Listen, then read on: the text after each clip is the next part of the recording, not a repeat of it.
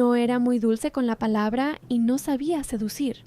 Aparte de tener un rostro adecuado para ese tipo de trabajo, Pan no poseía las cualidades de una mujer de la noche que usa su encanto para halagar a sus clientes. Sin embargo, aún así, se las arreglaba para conquistar a numerosos hombres y conseguir encargos importantes con facilidad, ya fuera un trato pequeño o grande. Si Pan estaba presente, el contrato estaba garantizado.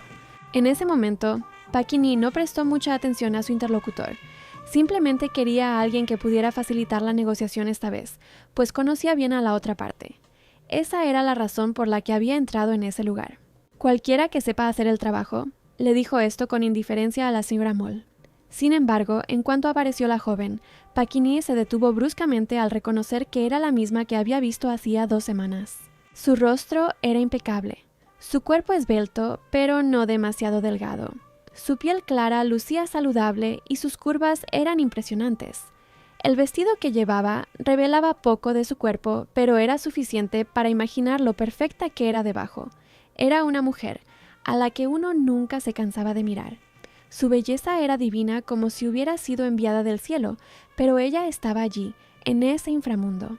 Dios la dotó de belleza y elegancia, pero parece haber olvidado concederle la fortuna de no tener que trabajar en un lugar como este. O quizás la creó específicamente para este trabajo, para ser la reina del inframundo. «Acepto».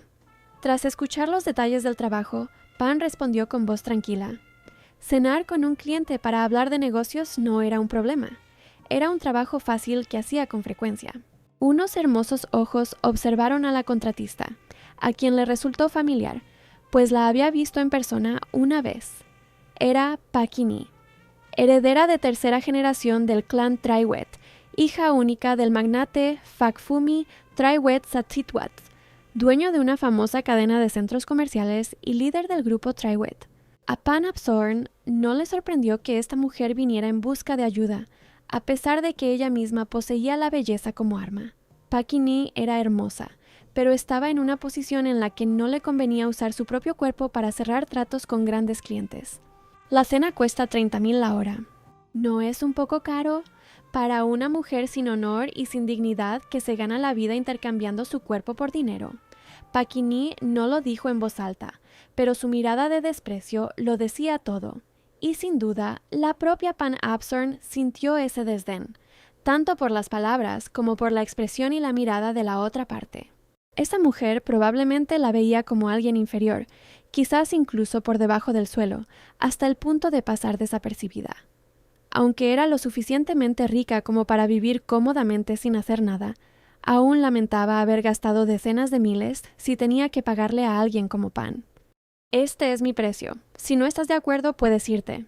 El deseo de elegir a otra persona. La respuesta fue audaz y orgullosa. Pan mantuvo una postura firme y la cabeza en alto sin actuar como si fuera alguien inferior. Paquini observó atentamente a la joven que tenía delante. Tras analizarla de pies a cabeza, tuvo que admitir que era absolutamente excepcional. ¡Qué hermosa! Era algo innegable. Un toque acompañado de una voz fuerte sacó a Paquini de su ensoñación. Miró a Fatara, su primo, que tenía la condición de hermano mayor, quien agitaba la mano frente a su rostro antes de que ella la apartara con irritación. «¿Qué pasa?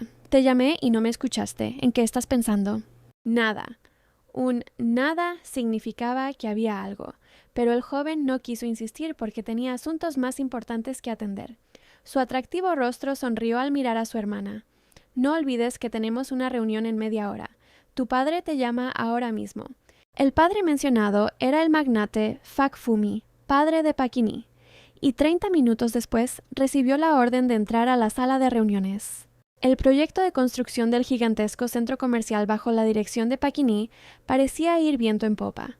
El sonido de las conversaciones sobre el programa de construcción le entraba por un oído y le salía por el otro. Paquini permaneció sentada, inmóvil, como si se concentrara en escuchar, pero su mente estaba en otra parte, pensando en algo distante. Hasta que la agenda de la reunión casi terminó. En la fiesta de aniversario de la empresa la próxima semana, a papá le gustaría que también hablaras de esto. Eso fue lo único que captó, pues por casualidad intercambió miradas con él. El apuesto rostro asintió levemente. mientras el magnate Fakfumi sonreía con orgullo a su hija que progresaba sola. Sin embargo, esto era solo el comienzo, un pequeño paso. Pakine tendría que crecer y aprender mucho más en el futuro cercano, porque, pase lo que pase, todos los negocios que poseía el magnate Fakfumi acabarían eventualmente en manos de su amada hija.